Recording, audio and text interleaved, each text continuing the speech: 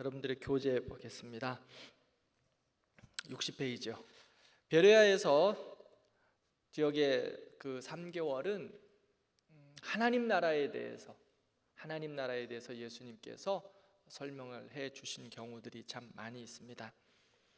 첫 번째로 잃어버린 양 비유가 뭐죠?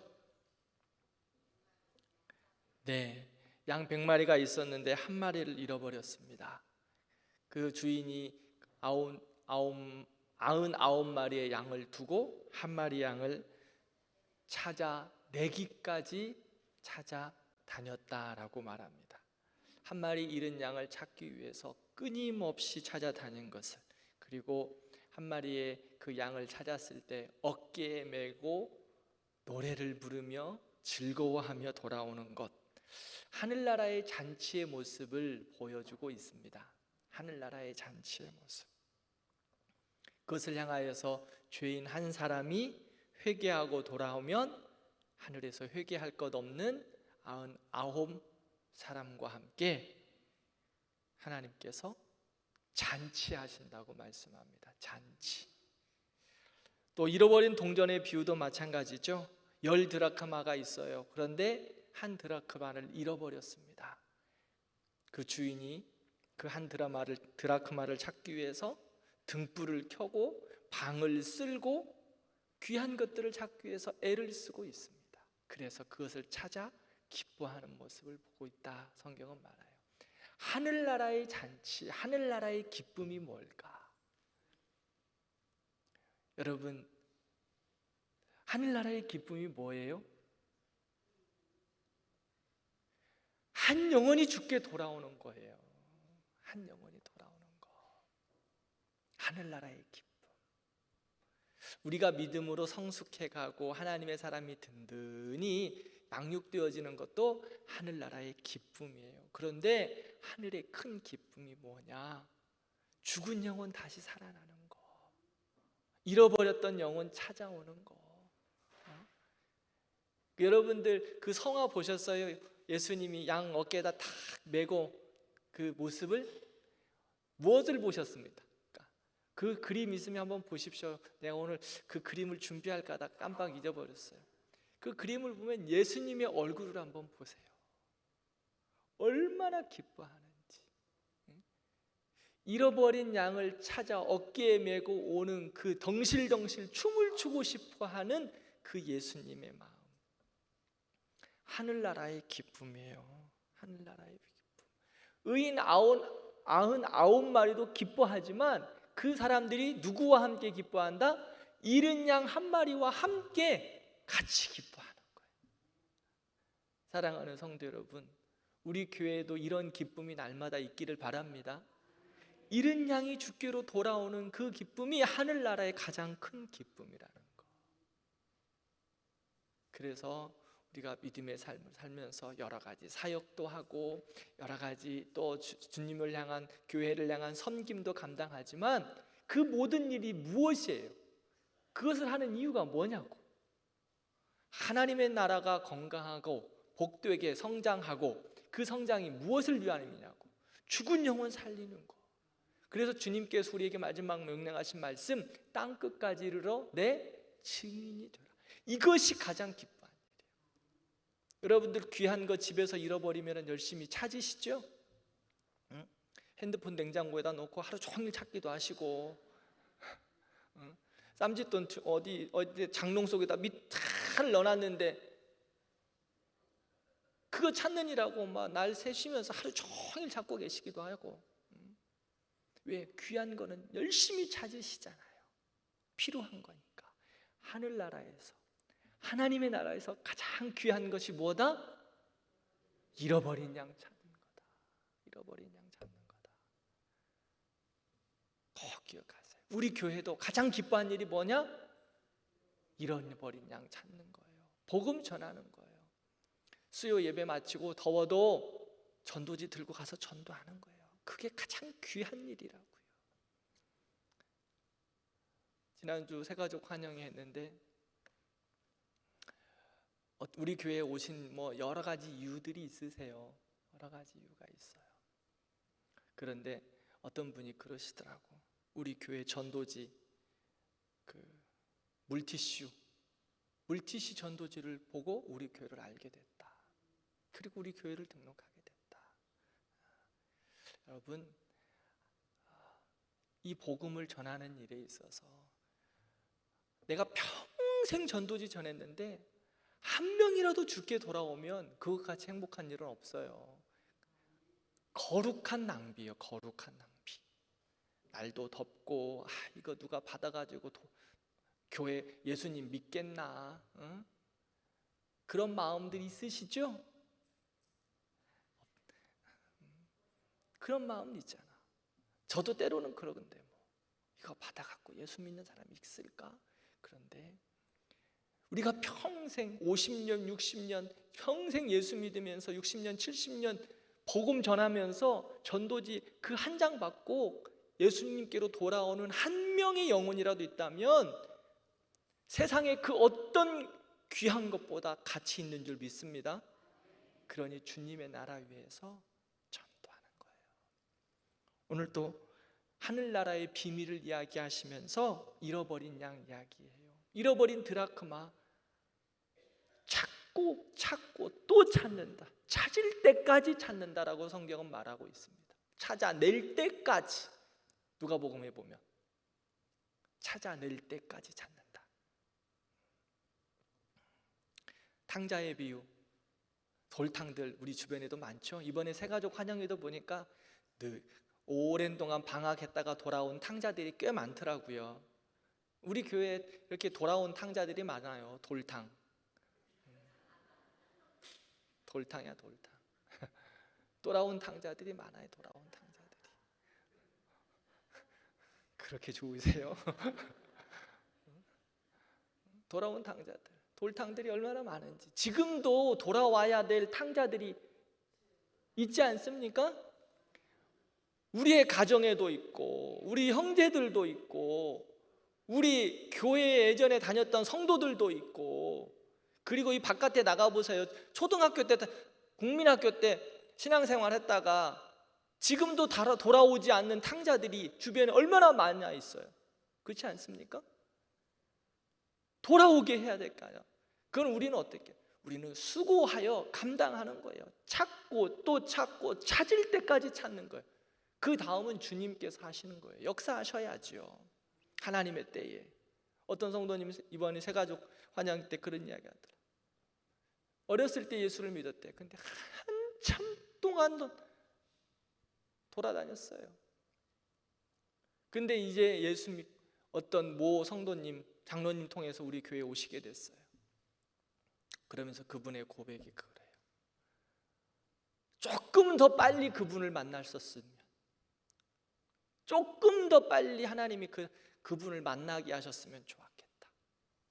이제라도 예수 믿어서 좋긴 한데, 다시 돌아와서 좋긴 한데, 돌아와 보니 조금 더 빨리 내 노년에 내 나이 먹어서가 아니라 조금 더 빨리 왔으면 좋았을 텐데. 제가 근데 그분에게 그런 이야기를 했어요.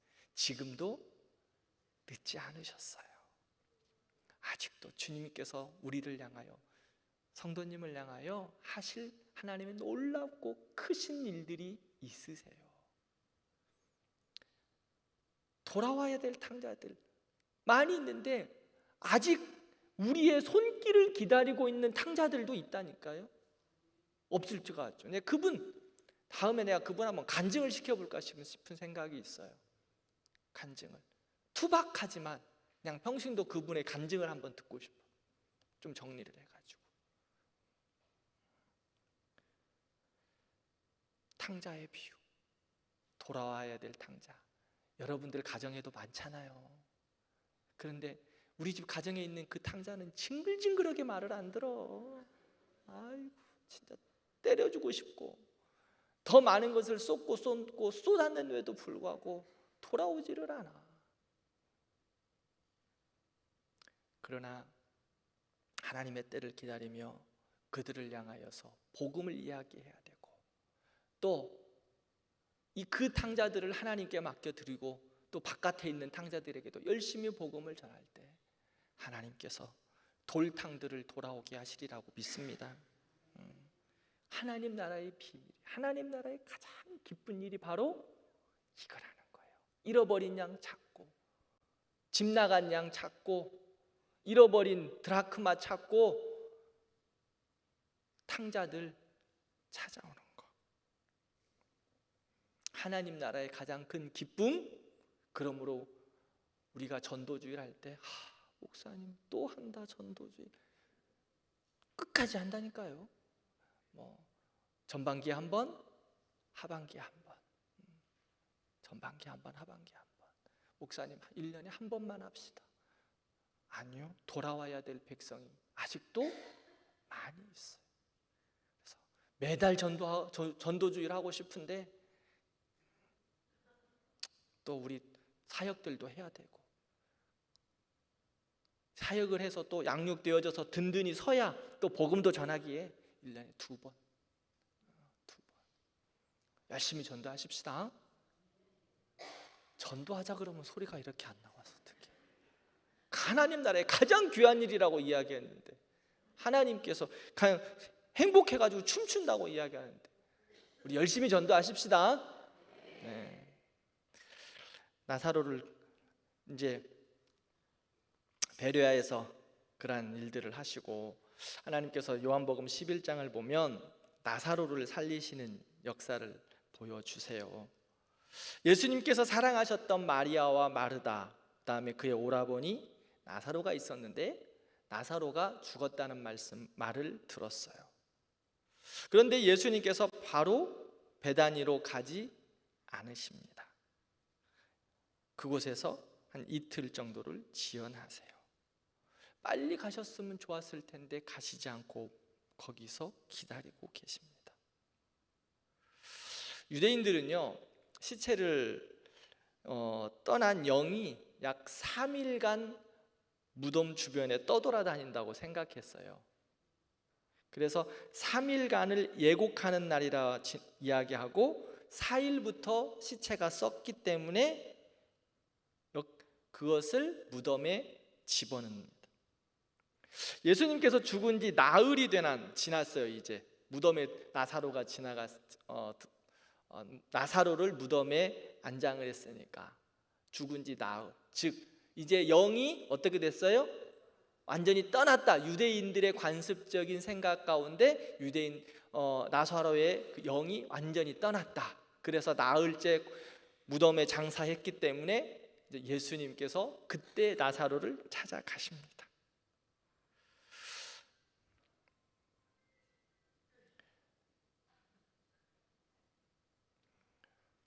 예수님께서 죽은 지 나흘이나 된 나사로를 살리신 것은 하나님의 권능이, 하나님의 역사심이 얼마나 큰 것인가를 보여주는 거예요. 그래서 완전히 죽은 자를 살리신 것. 근데 이 사건의 절정이 뭐예요? 이것은 예수님께서 무엇을 보여주시기 위함일까요?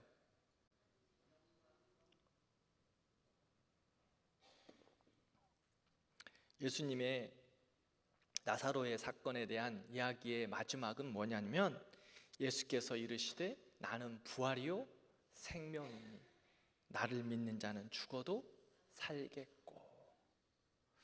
예수님께서 나사로를 살리신 그 기적은 예수님의 부활을 예표하신 것을 볼 수 있습니다.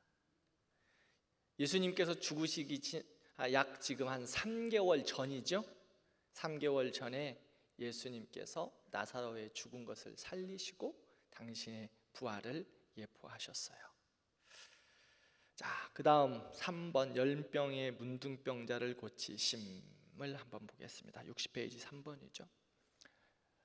예수님께서 베레아에서 문둥병자 10명을 고치셨어요. 그런데 10명 중 몇 명만 주께 와서 감사했죠? 한 사람만 주께로 돌아와 감사해요.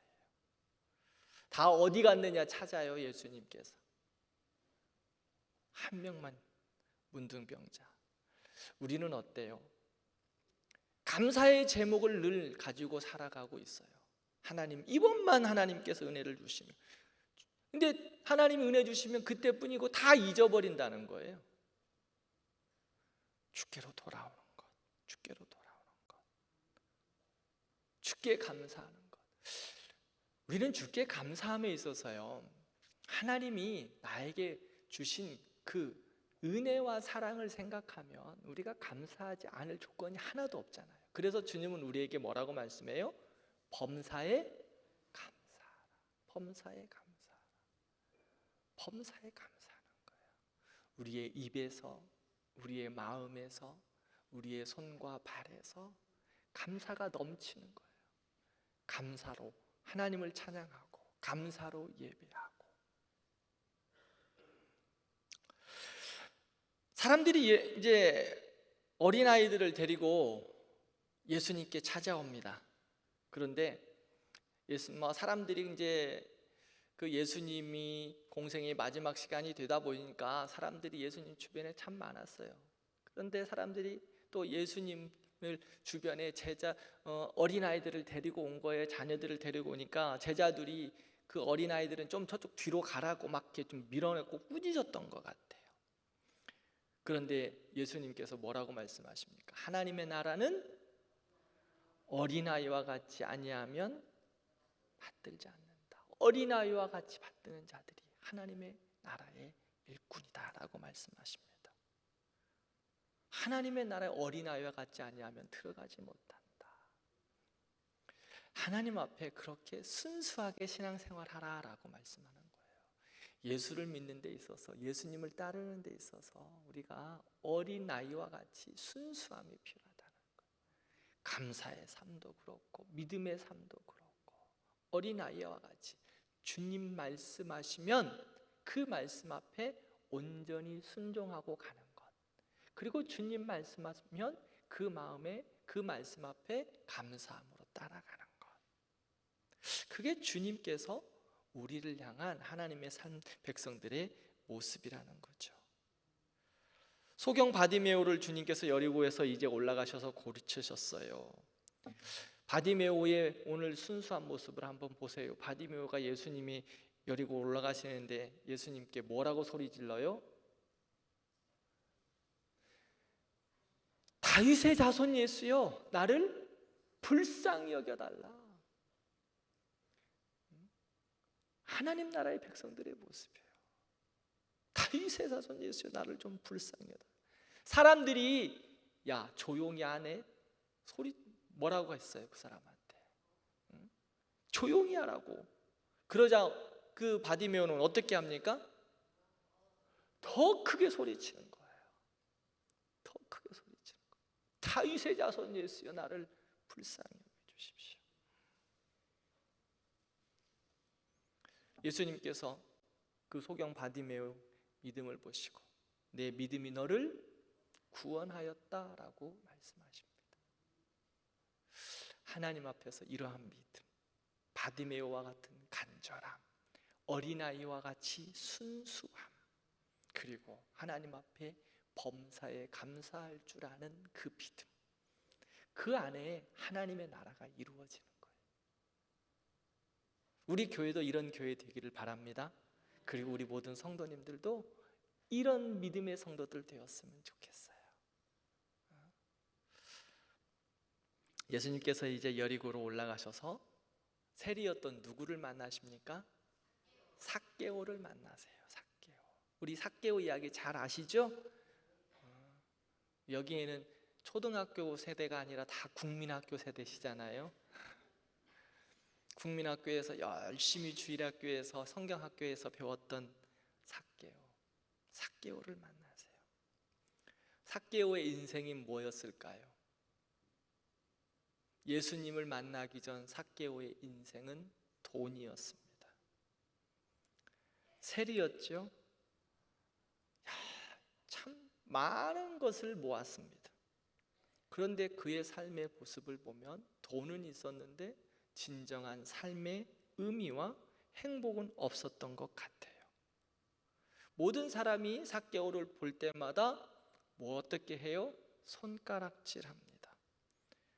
그 당시 로마의 지배를 받고 있었기 때문에 세리들은 민족의 반역자로 여김을 받았어요. 그럼에도 불구하고 그들에게 세금을 내지 않을 수가 없었어요. 그 세금도 세리들이 자기 마음대로 책정한 거예요. 그 삭개오, 부는 있었어요. 권력은 있었습니다. 그런데 허무함이 있어요. 그 공허함, 빈자리를 어떤 것으로도 채울 수 없어요. 예수님이 여리고를 지나가신다는 소리를 듣습니다. 그 소식을 듣고 안 되겠다, 예수님을 만나고 싶었어요. 그 길로 나아가 보니까 사람들이 너무 많아서 예수님을 볼 수가 없어요. 성경에 삭개오는 키가 작았다라고 말합니다. 얼마나 작았을까요? 사람들의 평균 키보다 작았던 것 같아요. 한 140 되었을까? 140, 50 되었을까? 그 당시 평균 키에도 작았기 때문에 사람들이 보이지를 않아. 예수님이. 삭개오가 어떻게 했어요? 그렇죠. 봐봐요. 뽕나무 이야기하는 거 보니까 이게 국민학교 세대라니까. 지금은 돌 무화과 나무 이렇게 이야기해요, 성경에. 또 뭐 놀란 것처럼 쳐다보세요. 이 성경을 안 읽으니까 놀란 것처럼 쳐다보지.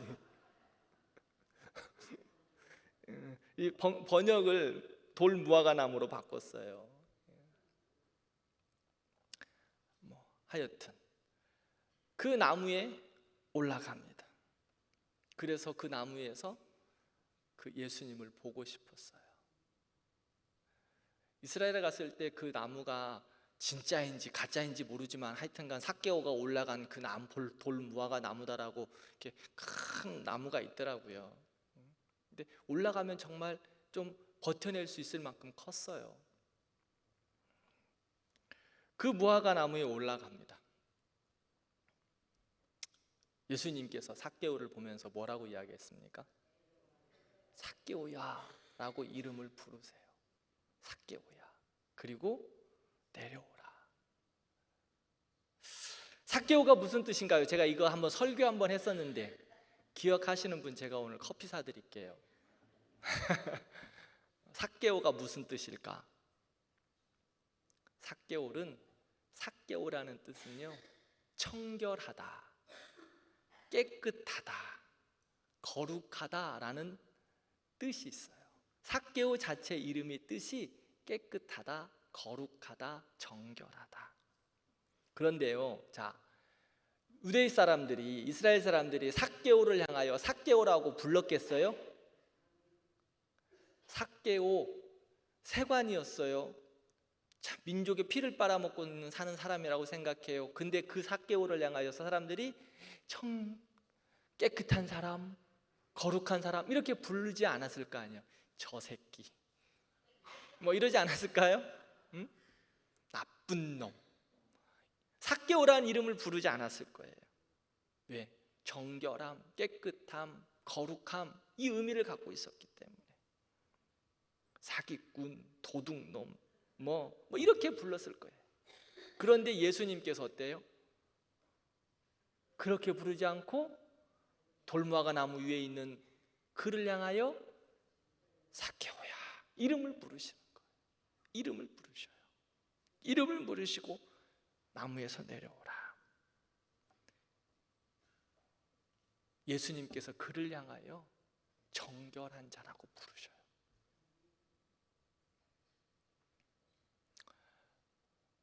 예수님의 그 부르심으로 인하여서 삭개오는 이제 회복되기 시작해요. 정결한 자가 되기 시작하는 거예요. 세상에서 예수님이 우러러본 사람이 누구일까요?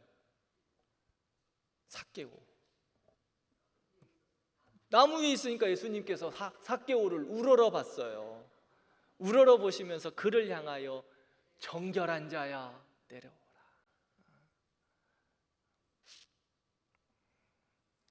얼마나 놀랐을까. 들어보지 못한 자기의 이름을 들어본 거예요. 나쁜 놈, 사기꾼, 도둑놈 이런 소리만 들었던 삭개오가 예수님 그분에게, 자기가 보고 싶었던 그분이 자기를 향하여 삭개오야, 얼마나 듣고 싶었을까 그 이름을. 그런데 예수님이 그를 향하여 그렇게 부르셔요. 예수님께서 삭개오 집에 머물겠다고 말씀합니다. 이거는 더 놀라운 일이에요. 더 놀라운 일이에요. 유대인이 이방인의 집에 가서 머문다? 계집에서 자는 거하고 똑같은 거예요.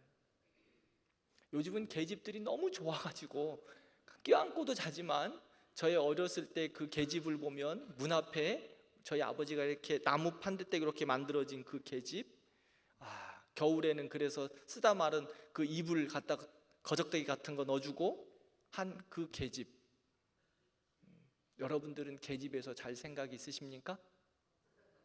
없으시죠? 지금 유대인들에게 있어서 이스라엘 백성들이 이방인의 집에, 이러한 세리의 집에 가서 잔다는 것은 이런 일이에요.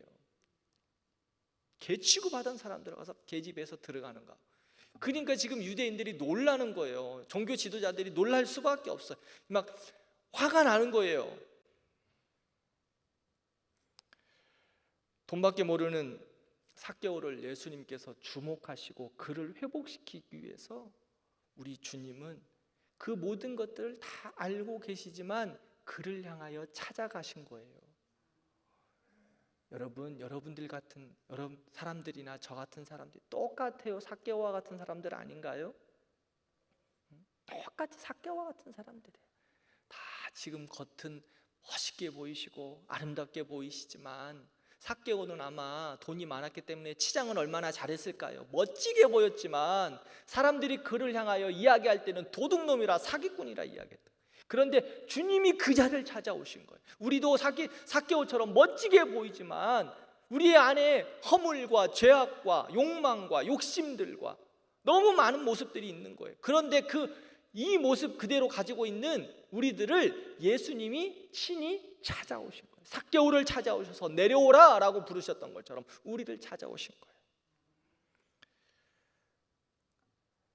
예수님께서 찾아온 삭개오의 인생은 변하기 시작합니다. 제자의 삶으로 바뀌었어요.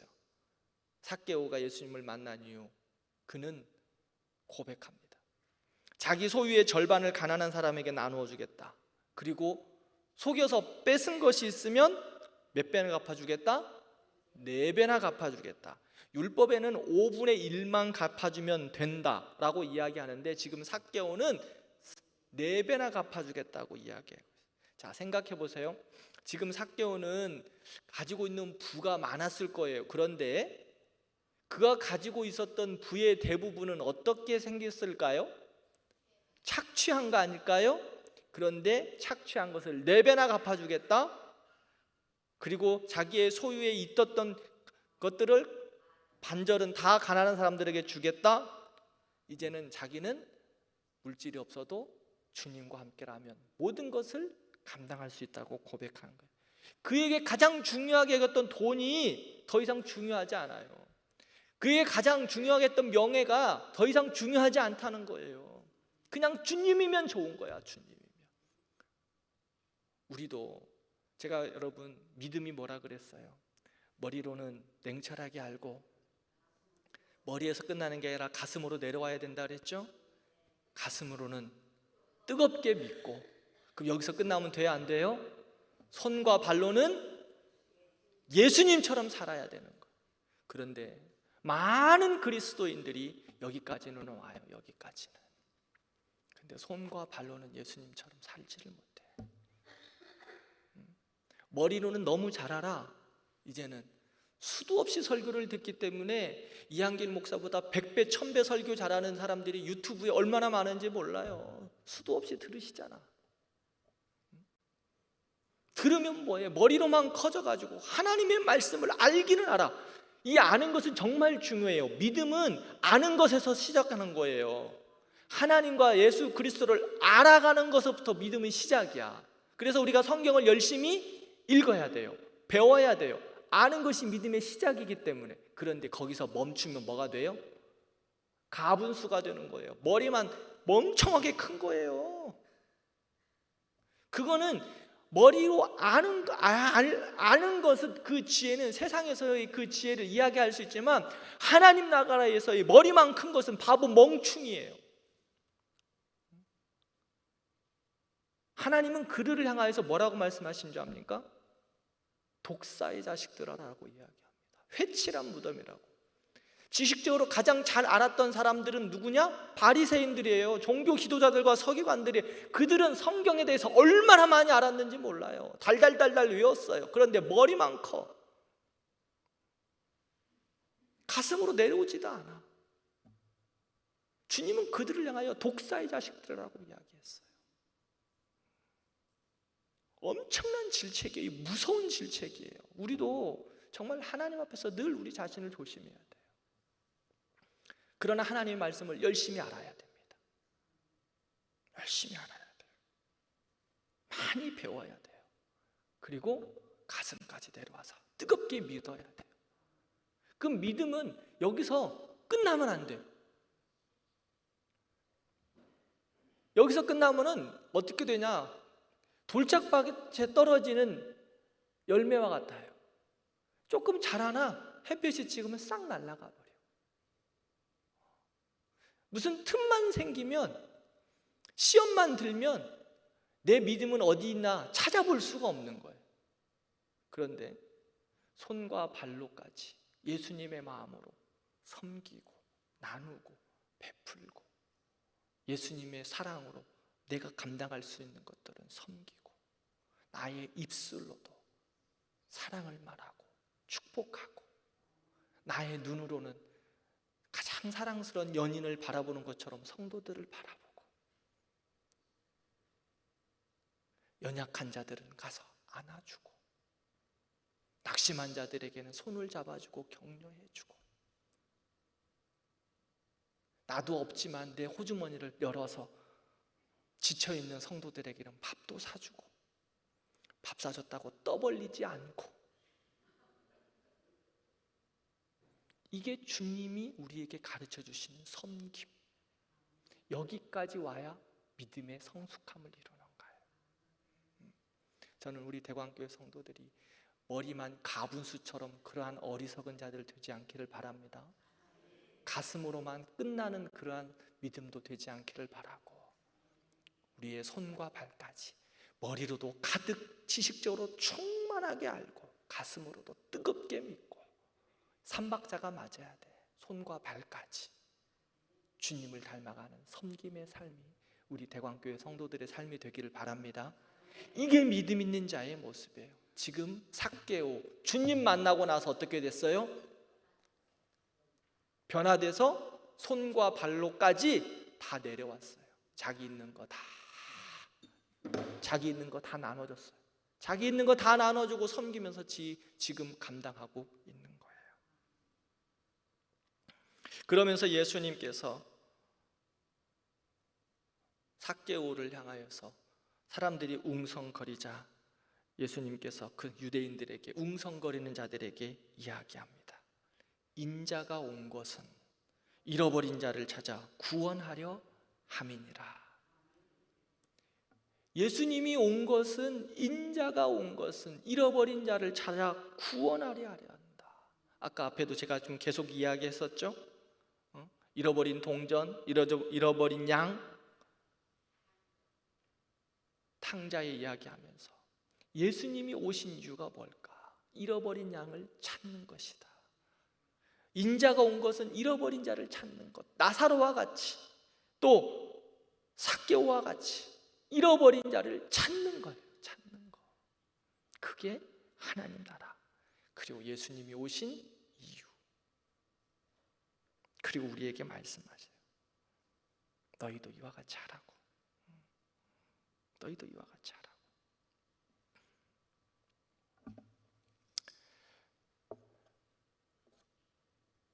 이제 7번 마리아가 예수님께 향유를 부은 사건을 좀 함께 보겠습니다. 예수님이 금요일에 이제 베다니로 가셨어요. 요한복음 12장을 보면 어떤 말이 있냐면 이제 예수님을 위하여 마리아가 잔치했다고 이야기해요. 마리아, 마르다, 나사로 잔치했어요. 우리 마르다 이야기 알고 있죠? 그날도 여전히 마르다는 열심히 음식을 준비한 것 같아요. 주님을 사모하는 마음으로. 예루살렘에 입성하기 전에 이제 마지막 도착했을 때 사람들이 잔치를 열었어요. 예수님을 왕으로 모시기 위해서, 사람들이 추대하기 위해서 난리가 난 거예요. 그런데 그때 마리아가 어떤 일을 했죠? 제가 지난주 설교에도 이야기했는데, 향유 옥합을 예수님의 발 아래 다 부었어요.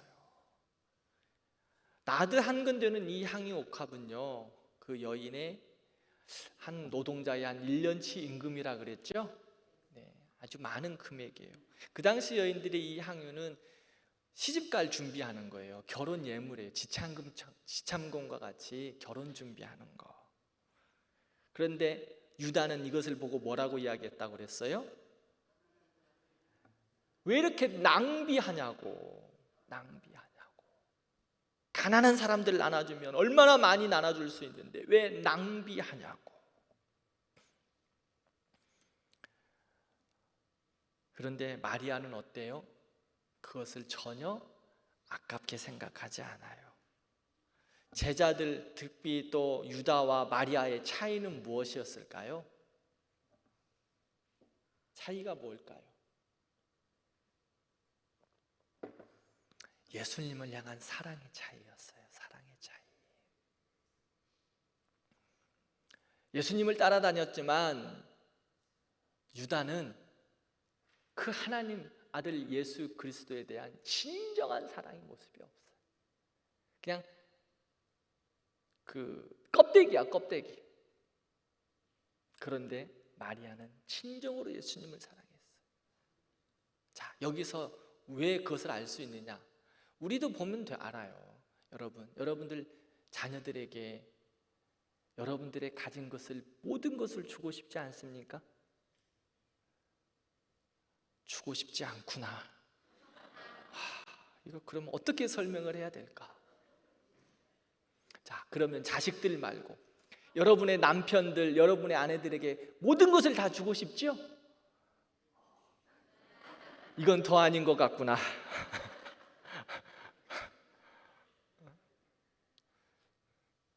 우리 대광교회 성도들은 예수님 사랑하는 거 빼면 다 시체야. 그죠? 가장 사랑하는 건 예수님이에요.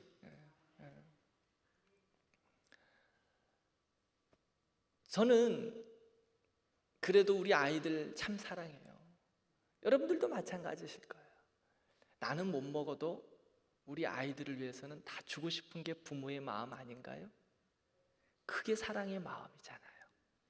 그게 다 아버지, 어머니의 마음. 지금 마리아는 예수님을 그렇게 사랑한 거예요.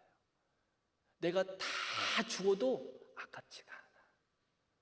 내 생명을 줘도 아깝지가 않은 거예요. 나드 한 근, 이건 아무것도 아니에요. 자기가 드릴 수 있는 그 모든 것을 드린 거예요. 아깝지가 않아. 제가 옛날 연애할 때 한번 이야기했죠. 저 연애할 때 제가 6년 반, 거의 7년을 연애했는데 한때 한 2, 3년은 원거리 저기 한 차로 한 6시, 4시간 이상씩 고속버스를 타고 다녀야 될 만큼 원거리에 연애를 할 때도 있었어요. 하나도 안 아까워요. 그때는 그렇게 차비를 드리고 다 주고 싶었어요. 근데 지금은 조금 사랑의 모습이 우리 이렇게 조금은, 지금은 왜 그랬나, 그때 왜 다 줬지? 야, 전도사 45만 원 사례비 받아가지고 지금 같으면 그렇게 하라 그러면 할 수 있을까? 뭐 이런 생각도 제가 우리 아내하고 우스갯소리를 같이 합니다. 근데 불같은 사랑, 뜨거운 사랑, 최고라고 생각했기에 사례비 45만 원 헌금 떼면 아무것도 없고 신대원 밥값 빼면 거의 남는 돈도 없는데 그거 다 들여서 버스 타고 다녔어요. 왜? 사랑하면 아까울 게 없어요. 사랑하면 순수해져요. 마리아는 예수님을 향하여 순수하게 사랑했어요. 그래서 따지지 않아요. 계산하지 않아요. 자기의 유익을 먼저 구하지 않아요. 뜨겁게 예수님을 사랑해요.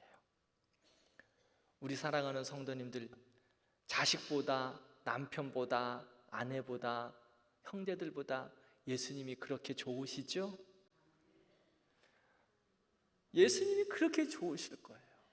그러면 그 순수함을 주님 앞에 서는 날까지 끝까지 간직하고 그렇게 믿음으로 사시기를 바랍니다. 우리 모든 성도들이 마리아처럼, 우리 남성 성도들도 순수함에 있어서는 마리아처럼 그렇게 주님 사랑했으면 좋겠어요.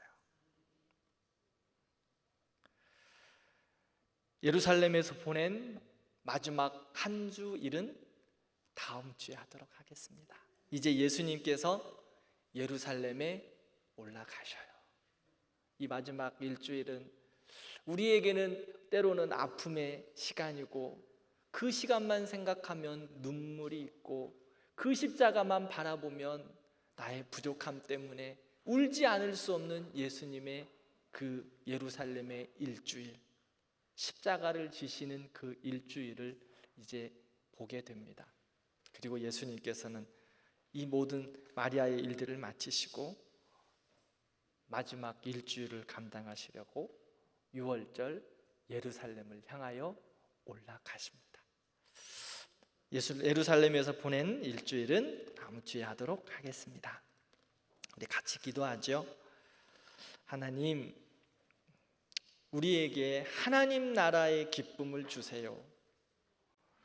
예수님께서 베레아에서 3개월을 지내시면서 하나님 나라를 말씀해 주셨는데, 잃어버린 양, 잃어버린 동전, 탕자의 비유를 들어서 죽게로 돌아오는 한 영혼, 죄인이 회개하고 돌아오는 그 일이 천국에서 잔치가 열리는 일처럼 가장 복된 일이다라는 것을 우리에게 가르쳐 주셨는데, 주님, 우리도 죽어가는 영혼들, 지금도 죄에 헤매이는 영혼들, 탕자들이 많이 있는데 그들에게 복음을 전해서 천국 잔치를 이룰 수 있도록 해주세요. 그리고 믿음의 삶으로 겸손하게 섬기고 또 주의 나라 위하여서 살아가는 그러한 모습이 우리 안에 있게 해주세요. 삭개오처럼 순수하게 하나님을 향하여 나아가는 우리들 되게 해주세요. 우리 같이 말씀을 생각하면서 기도하겠습니다.